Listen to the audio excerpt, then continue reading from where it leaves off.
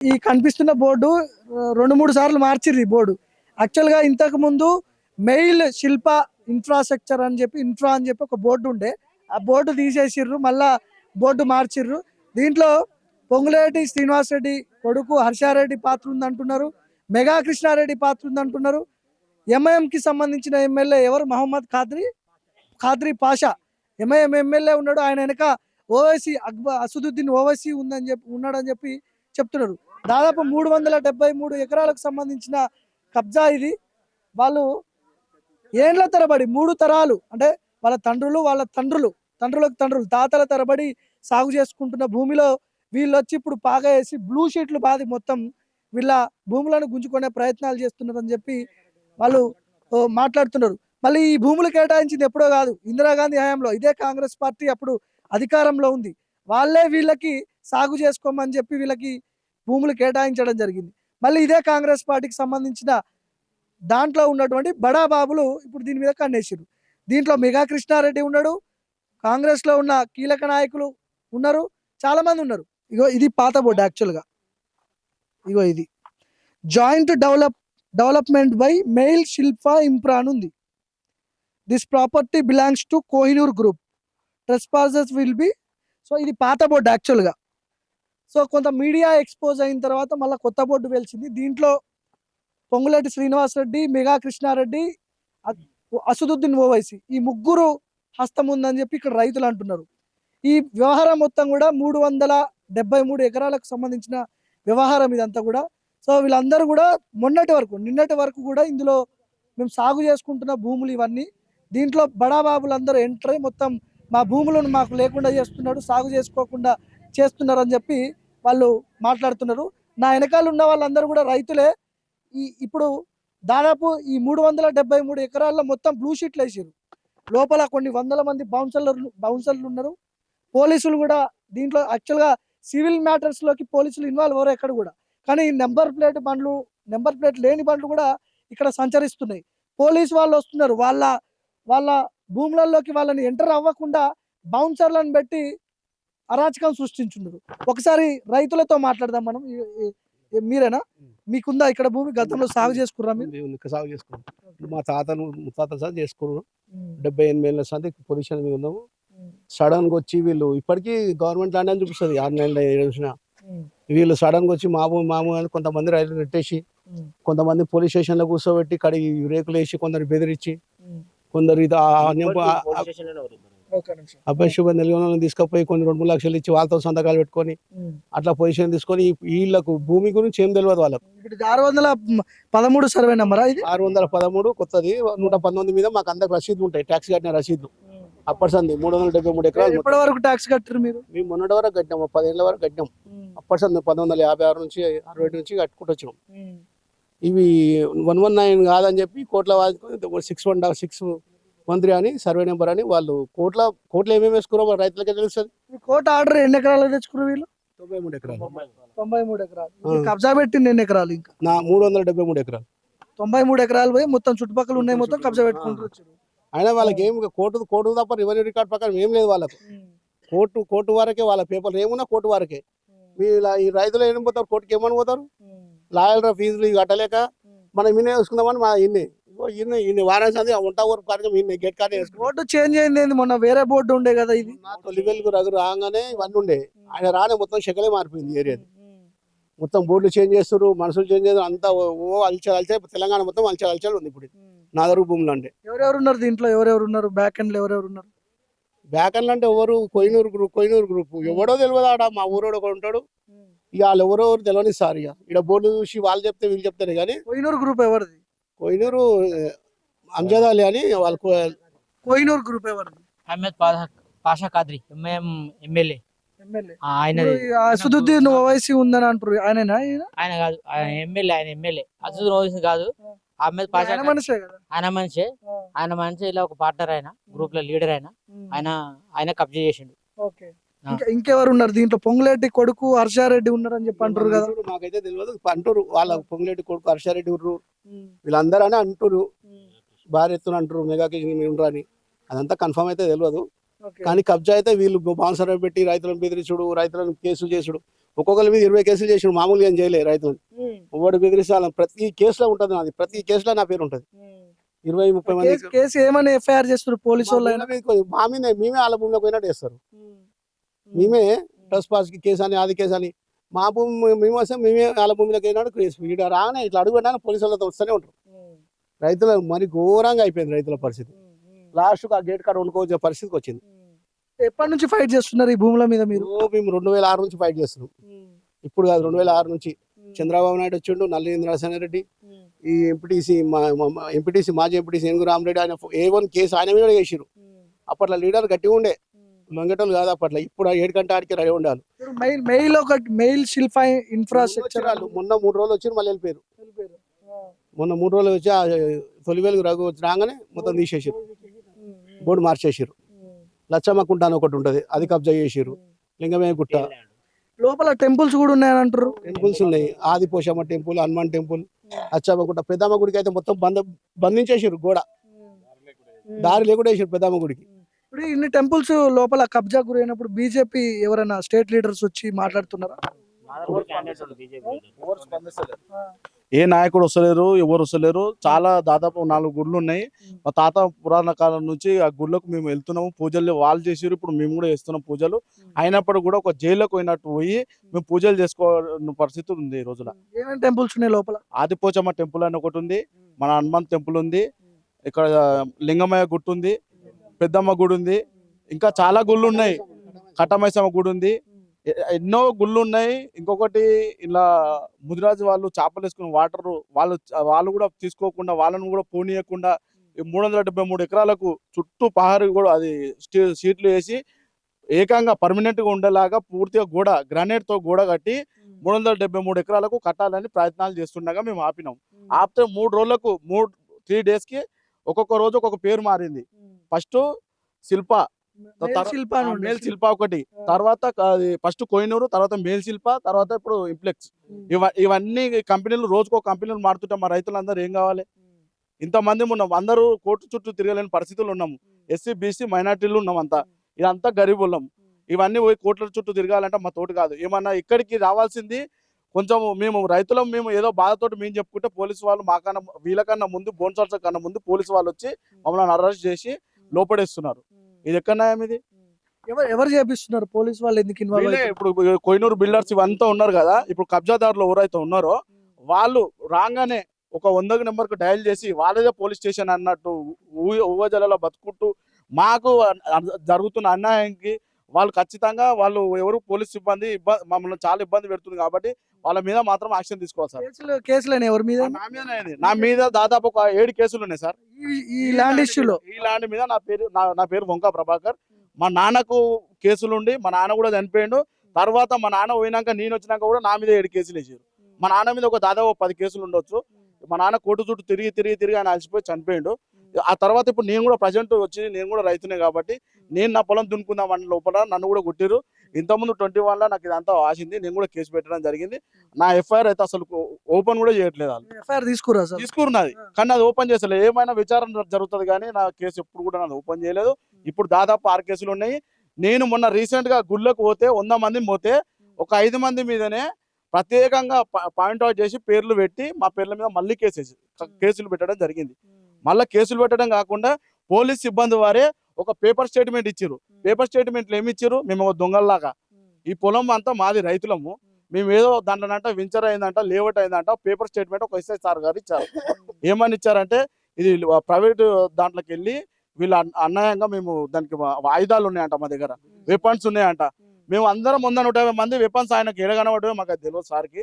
మా దగ్గర యాస్టిస్ మేము ఇట్లనే చేతులు ఉప్పుకుంటూ పోయినాం. కొబ్బరికాయలు ఉన్నాయి మా చేతుల తప్ప వెపన్స్ అంట. కొబ్బరికాయలు వెపన్స్ లేక అనిపించినాయి అంట. ఈ ముస్లిం సోదరులకు హిందువులకు సహాయం చేయాలి కానీ ఈ ముస్లింలకు ఎందుకు సహాయం చేస్తారో మాకైతే తెలియదు. దీనికి ఎవరు స్పందిస్తలేరు. ఇక్కడ ఉన్నారు నాయకులు కూడా, మా దగ్గర కూడా బీజేపీ నాయకులు ఉన్నారు, చాలా మంది ఉన్నారు. వాళ్ళు కూడా ఇంకా రావడం జరుగుతలేదు. ఎక్కడెక్కడో దేశం మొత్తం తిరుగుతుంది మా బాధలు, కానీ మా ఊర్లో జరుగుతలేవు. మాకు తగిన న్యాయం చేయాలని మేము అనుకుంటాం. ఈ ప్రెస్ ద్వారా తెలియజేస్తున్నాం. మీది కూడా భూమి ఉందా ఇందులో? ఎంత భూమి ఉంది మీది? 2 ఎకరాలు. ఏమంటారు ఇప్పుడు? రానియరు, దున్ననియరు, రానియరు, ఎలగొడతారు గంతే. ఇవాళ మనం ఏం చేస్తాం? పోతేనేమో పోలీసు వాళ్ళు పట్టుకుపోయి లోపటేస్తారు గంతే. ఇవాళ ఇక మనం ఆ బాధ లేక మేము సపోర్ట్ అనుకున్నాం. ఇక బీజేపీ వాళ్ళు కాంగ్రెస్ వాళ్ళు ఏమో అడ్డం పెట్టుకొని ఊరోళ్ళని అడ్డం పెట్టుకొని లంచాలు ఇచ్చి ఇక దోసం ఇది చేసిర్రు వాళ్ళంతా. ఈ ఎస్ఐ రవికుమార్ సార్ ఉన్నాడుగా, ఇక్కడ Maheshwaram CI CI Ravikumar sir ఉన్నాడు. ఆయన చట్టాన్ని ఏం గౌరవిస్తలేడు. ఇలా బౌన్సర్లు ఉన్నా కూడా తెలుసలేదు, ఆయనకు తెలియదు అంటాడు. మేము ఇళ్ళకి వస్తే రైతులకు ఏం వచ్చినా కూడా ఏమైతుందో ఆయనకు తెలుస్తుంది, కానీ బౌన్సర్లు 150 మంది 100 మంది ఉన్నా ఆయన ఏం తెలుసలేదు. ఏమంటే లేదంటారు.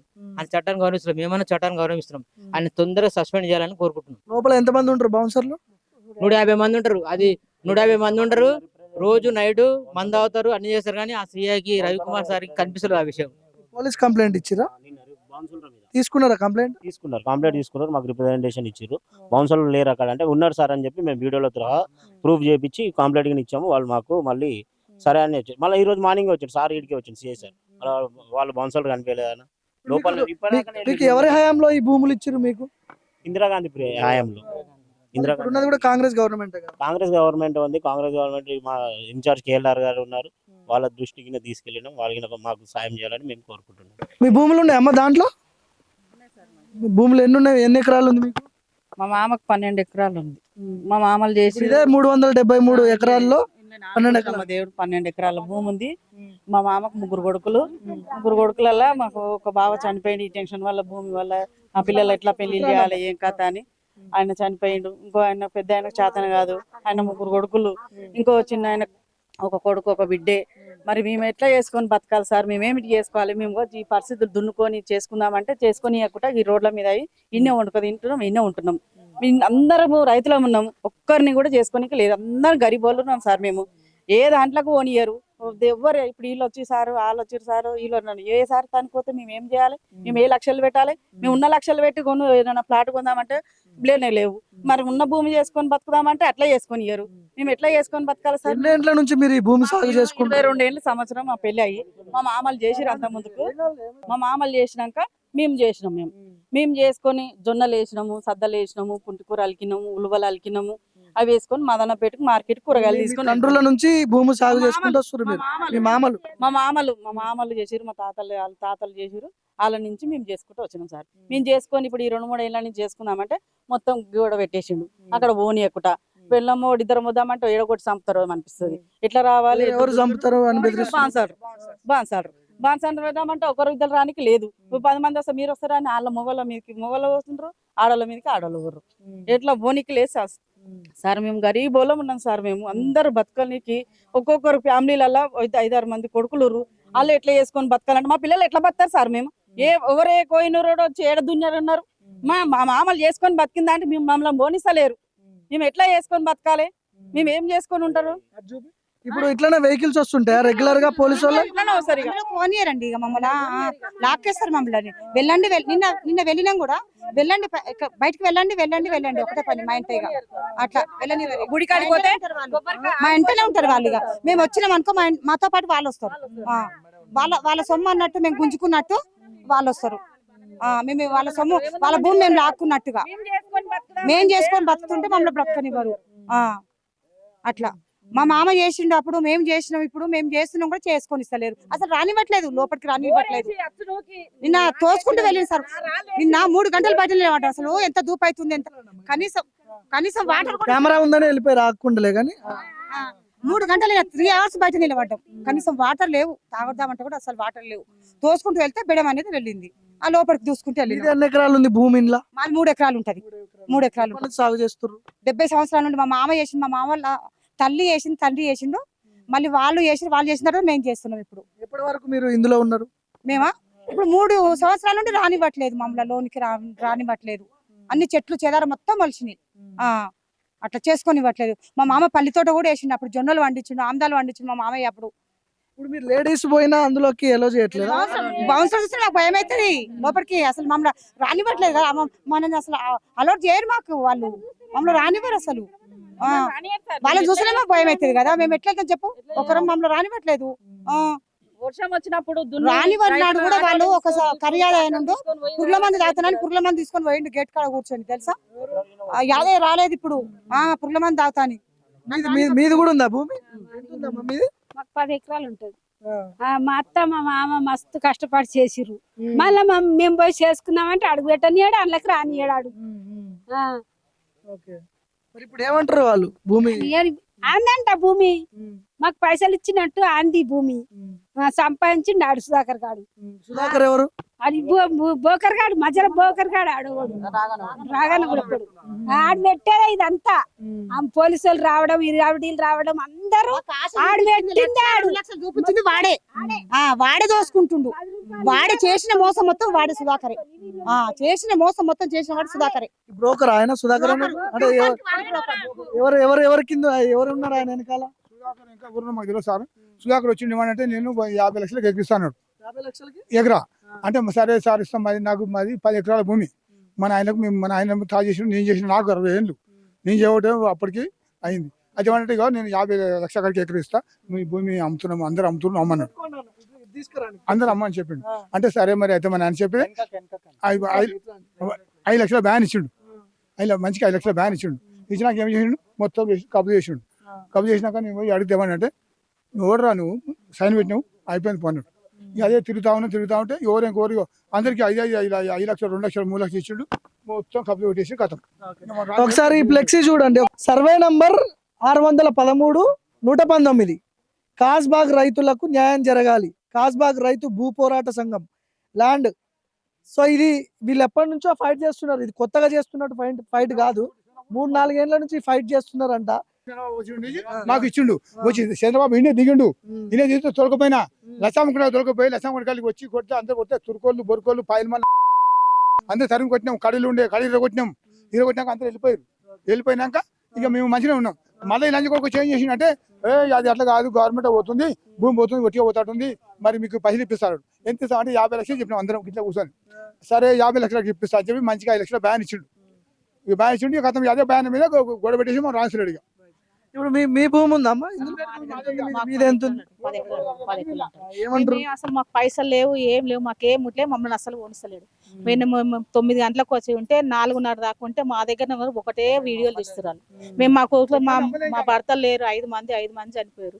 మేము మా కొడుకులను తీసుకొని చిలకలకు వస్తే ఒకటే వీడియోలు తీసి ఫోటోలు తీసి పెడుతున్నారు. మేము ఏం అమ్మలేదు సార్ అసలు లేడీస్ ని ఫోటోలు తీస్తున్నారా ఫోటోలు మా ఎందుకనే వస్తుంటే పోతుంటే ఫోటోలు తీసి వీడియో పెడుతున్నారు. అసలు మేము 10 రూపాయలు అమ్మలే 20 రూపాయలు ఎంత అమ్మలే అసలు మేము అమ్మనే అమ్మలేదు సార్ అసలు. ఈ ఫోన్ అయిన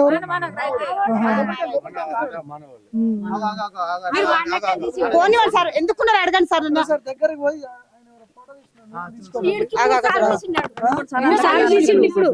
ఇప్పుడు చూస్తే భూమికి ఇట్లా లేకుండా మమ్మల్ని ఫోటో తీస్తే ఎదురుకొచ్చి తీసుకోమన్నాడు సార్ మమ్మల్ని మాకేం భయం లేదు కదా వాళ్ళ భూమి మేము లాక్కోలే కదా వాళ్ళ పొలం మేము గుంజుకోలే కదా మేము ఇవ్వని మేము అడగలే కదా రైట్ వచ్చి తీసుకోమని సార్ మమ్మల్ని ఎదురుకొచ్చి తీసుకోమనండి అంటే దొంగ సాటి ఉందని తీసుకోవాలి సార్ ట్రాక్టర్ తీసుకొని వస్తే మన ట్రాక్టర్ ఇంకా మలిపేసింది రిటర్న్ వస్తే ఎక్స్ట్రా కిరాయి కట్టించినాము. మీరు ఎందుకుంటారు ఇట్లా వాళ్ళ భూమి వాళ్ళు వచ్చి అసలు మమ్మల్ని మొన్న ట్రాక్టర్ తీసుకుని వచ్చి వేస్ట్ గా మళ్ళీ 5,000 కిరాయి కట్టినాము. ట్రాక్టర్ తీసుకుని వస్తే రానియ లోపలికి రానియలేదు. సాక్ష్యాలు అడగండి సార్ మేము చూపిస్తాం సాక్ష్యాలు ఎప్పటి నుండి పన్ను కట్టినాం. ఒకసారి అడుగుతారు రండి. హలో బ్రదర్ ఏం కనిపిస్తలే ఇక్కడ చూపి ఒకసారి. హలో బ్రదర్ ఎంతమంది ఉన్నారు లోపల ఒకసారి ఇక్కడ రావా ఇది గేట్ ఒకసారి ఇది ఒకసారి వేరే వాళ్ళు పంపించిన మరి లోపలికి ఇప్పటిదాకా వేరే వాళ్ళు హలో బ్రదర్ ఇక్కడ రా ఒకసారి ఒకసారి లోపలికి నిన్నట్లాగైతే మళ్ళీ మర్యాద డోర్ వాళ్ళతో చెప్తున్నా మళ్ళీ వేరే అవుతుంది తీయండి మీడియా వాళ్ళు వస్తుందని చెప్పినా డోర్ నికాలే एक बार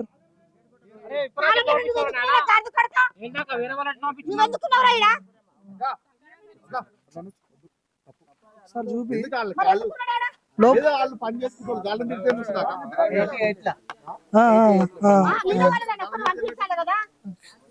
అప్పుడు లోపల ఎంతమంది ఉంటారు బౌన్సర్లు? హలో బ్రదర్ తాళం ముందు తీస్తలేడు వాడు. ఫోన్ ఇయ్యడం అసలు ఇది ఉంటే మేము మొత్తం ఫోటోలు తీస్తూనే ఉంటాడు. వీడియో తీస్తాడు వస్తుంటే పోతుంటే మమ్మల్ని వీడియోలు తీస్తాడు. మమ్మల్ని పోలీసు వాళ్ళకి ఫోన్ చేస్తా పోలీసు వాళ్ళు వస్తారు అడ్డుకుంటారు. ఇప్పుడు ఇట్లాంటి 5 గేట్లు ఉన్నాయి సార్. 5 గేట్ల కాడ కనీసం ఒక 50 మంది బౌన్సర్లు చుట్టుముట్టు మొత్తానికి 5 గేట్లు కరెక్ట్ ఓకే. కరెక్ట్ కాన్స్ట్రక్షన్ అయితే ఆ, ఈ బౌన్సర్ ఉండరు. నువ్వు అది కూడా చూసినావా? అవును అవును. అక్కడ వారు బౌన్సర్ కనిపిస్తారా? ఎందుకంటే సొంతం భూమి కాబట్టి బౌన్సర్ ఉండరు, ఏముండరు, లాగేసుకుని పోతారు. ఇక్కడ బౌన్సర్లే ఉంటారు లాగుగా, ఎందుకంటే అడ్డంగా సంపాదించారు కాబట్టి బౌన్సర్లు పెడతారు. అది నిజంగా ప్రాపర్టీ ఎవరెవరు ఉన్నారు దీంట్లో? పొంగులేటి శ్రీనివాస్ రెడ్డి కొడుకు హర్షారెడ్డి ఉన్నారు అని చెప్పి అంటున్నారు. మెగా కృష్ణారెడ్డి ఉన్నాడు అని చెప్పి అన్నాడు. ఎవరెవరు ఉన్నారు నువ్వు చెప్పు. ముఖ్యమైన సుధాకర్ ముఖ్య అట్లా కాదు. ఈ భూమిలో కోహినూరు కోహినూరు సంబంధించి కాషా పాత్రి ఉన్నాడు. మొహమ్మద్ కాషా పాద్రి ఎవరు ఆయన? ఎమ్మెల్యే మా ఇలా గ్రూప్ లో ఆయన ఉన్నాడు. మళ్ళీ పొంగులేటి శ్రీనివాసరెడ్డి ఉన్నాడు, ఆయన కొడుకు ఉన్నాడు. ఇక మళ్ళీ ఇంకా ఏమేమి ఫస్ట్ తెరపైకి అయితే ముగ్గురు వచ్చారు. ఇంకా మళ్ళీ ఏమేమి మారుతుందో తెలియదు. అట్లున్నారు. ఏ రోజు కంస్ట్రక్షన్ హర్షారెడ్డి ఇప్పుడు ఎమ్మెల్యే ఇంకెవరు ఉన్నారు? అది పొంగులేటి శ్రీనివాస్. ఓకే. ఇప్పుడు ఎమ్మెల్యే ఆ. దీనికి ఒక 5-6 మంది చనిపోయారు. మళ్ళీ వస్తున్నారు, చనిపోయారా? 5-6 మంది చనిపోయారు దీనికి. ఓకే. ఏండ్ల తరబడి 3 తరాలు అంటే వాళ్ళ తండ్రులు వాళ్ళ తండ్రులకు తండ్రులు తాతల తరబడి సాగు చేసుకుంటున్న భూమిలో వీళ్ళు వచ్చి ఇప్పుడు పాగా వేసి బ్లూ షీట్లు బాది మొత్తం వీళ్ళ భూములను గుంజుకునే ప్రయత్నాలు చేస్తున్నారని చెప్పి వాళ్ళు మాట్లాడుతున్నారు. మళ్ళీ ఈ భూములు కేటాయించింది ఎప్పుడో కాదు, ఇందిరాగాంధీ హయాంలో ఇదే కాంగ్రెస్ పార్టీ అప్పుడు అధికారంలో ఉంది. వాళ్ళే వీళ్ళకి సాగు చేసుకోమని చెప్పి వీళ్ళకి భూములు కేటాయించడం జరిగింది. మళ్ళీ ఇదే కాంగ్రెస్ పార్టీకి సంబంధించిన దాంట్లో ఉన్నటువంటి బడా బాబులు ఇప్పుడు దీని మీద కన్నేసారు. దీంట్లో మెగా కృష్ణారెడ్డి ఉన్నాడు, కాంగ్రెస్లో ఉన్న కీలక నాయకులు ఉన్నారు, చాలా మంది ఉన్నారు. సో దీని మీద ఇప్పుడు ప్రతిపక్ష పార్టీలు కూడా మాట్లాడుతున్నాయి. మొన్న ఇంకొకరు మాట్లాడరు, నిన్న ఇంకొకరు మాట్లాడరు, చాలా మంది మాట్లాడుతూనే ఉన్నారు. సో దీని మీద ముఖ్యమంత్రి మరి ఎట్లా రెస్పాండ్ అవుతాడు? ప్రభుత్వానికి ఈ వీడియో షేర్ చేయండి, చూడాల్సిన అవసరం ఉంది ఎట్లాంటి రెస్పాన్స్ ఉంటుందో.